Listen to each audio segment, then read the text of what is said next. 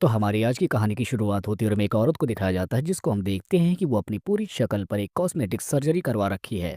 और अगले सीन में हमें दिखाया जाता है कि ये औरत हॉस्पिटल से छुट्टी लेकर अपने घर पर वापस आ जाती है। और हम इस लड़की का नाम सूजन जान पाते हैं।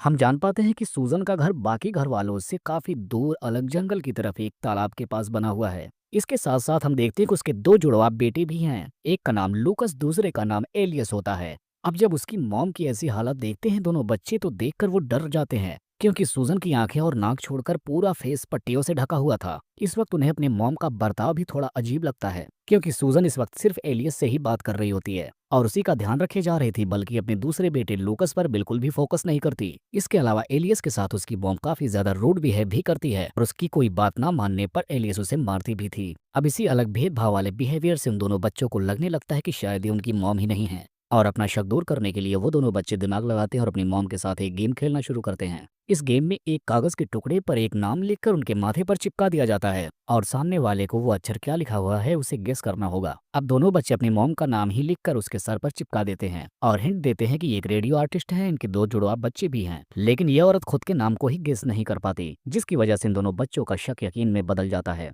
अब इन दोनों बच्चों को लगने लगता है कि ये कोई और औरत है और अब ये दोनों बच्चे पता लगाने चाहते हैं कि आखिर उनकी असली मॉम कहाँ पर है। जिसके बाद लूकस और एलियस जाकर प्यारी सी एक बिल्ली को अपने घर पर लेकर आते हैं और उसे अपनी मॉम से छुपाते हुए सीधा अपने रूम में लेकर जाते हैं। लेकिन जब सुबह होती है तो ये दोनों बच्चे जब अपनी बिल्ली को ढूंढते हैं तो इनकी बिल्ली गायब हो जाती है। अब ये दोनों बच्चे जब बहुत परेशान होकर बिल्ली को घर के कोने कोने तक ढूंढते हैं तब उन्हें एक कोने में बिल्ली की लाश मिलती है और इस हरकत से इन बच्चों का शक और भी ज्यादा यकीन में बदल जाता है, क्योंकि एक्सीडेंट से पहले इनकी मॉम ऐसी बिल्कुल नहीं थी। वो जानवरों से बहुत प्यार करती थी, आखिर वो कैसे बिल्ली को मार सकती है। जिसकी वजह से ये दोनों बच्चे अब मन बना लेते हैं कि ये अपनी मॉम को बहुत टॉर्चर करेंगे, क्योंकि इन बच्चों को विश्वास हो जाता है कि पट्टियों से ढकी हुई पीछे की यह औरत कोई और है, बल्कि वो मेरी मॉम नहीं। हम देखते हैं कि एक दिन उनकी मम्मी अपना फेस उन बच्चों के सामने रिवील करती है, लेकिन उस औरत का चेहरा तो बिल्कुल उनकी मॉम की ही तरह था। जिधर बच्चों के हाथ एक और फोटो लग जाती है जिसमें इनकी मम्मी के साथ एक और लेडी बैठी हुई है, बल्कि इस फोटो में ये दोनों लड़कियां बिल्कुल सेम टू सेम लग रही थी और इन दोनों औरतों के कपड़े भी सेम ही थे और इसके साथ साथ इन दोनों का बॉडी पोजीशन भी एक ही जैसे थे। अब एलियस और लूकस दोनों फैसला करते हैं कि अब ये पता लगा कर ही रहेंगे कि जो औरत इनके घर में है वो वाकई में इनकी मॉम है या नहीं। जिसके बाद ये दोनों भाई मिलकर अब खेल खेलना शुरू कर देते हैं। जिसके बाद रात होने के बाद ये दोनों लड़के अपनी मॉम को सोता हुआ देखने के बाद उसके चेहरे पर कॉकरोच छोड़ देते हैं और उसकी गहरी नींद का फायदा उठाने के बाद अगली रात उसके हाथ पैर बेड से बांध देते हैं। अब एलियस और लूकस अपनी ही मॉम को अपने ही घर में हॉस्टेज बनाकर रखते हैं और अब ये दोनों इस औरत से बस एक ही सवाल करते हैं कि आखिर हमारी असली मॉम कहाँ पर है और मुझे ये भी बताओ कि तुम कौन हो। लेकिन वो औरत बार बार कहती है कि मैं ही तुम्हारी मॉम हूँ, आखिर तुम दोनों को हो क्या गया है, तुम मुझे पहचान क्यों नहीं रहे। लेकिन ये दोनों बच्चे उसकी बात कोई भी नहीं सुनते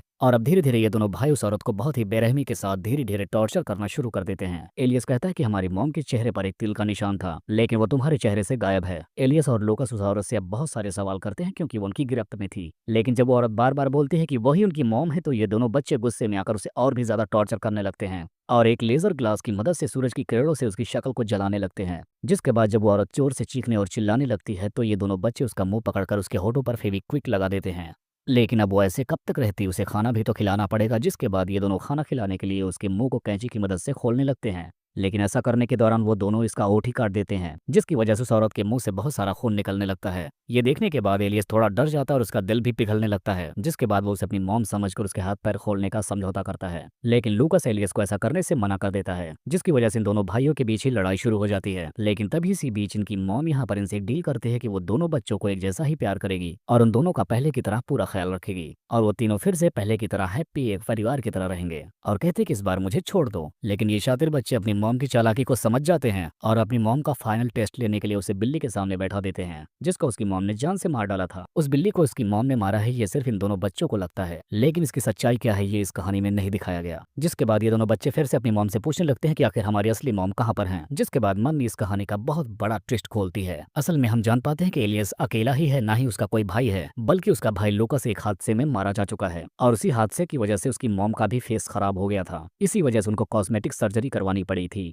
लेकिन इस बच्चे को मम्मी की कोई बात पर यकीन नहीं होता है। जिसके बाद लूकस एलियस के कान में कुछ कहने लगता है, जिसकी वजह से एलियस पूरे घर में आग लगा देता है। ये आग इतनी भयानक लग जाती है कि इसमें सब कुछ जलकर राख हो जाता है और सारे लोग मर जाते हैं। अब कहानी के अगले सीन में हमें लूकस की मॉम को दिखाया जाता है जो आत्मा बनकर निकल रही थी और उसके साथ में लूकस और एलियस की आत्मा भी होती है और इस वक्त उनकी मॉम दोनों से प्यार से बातें कर रही होती हैं और इसी को दिखाते हुए इस कहानी का यहीं पर एंड हो जाता है।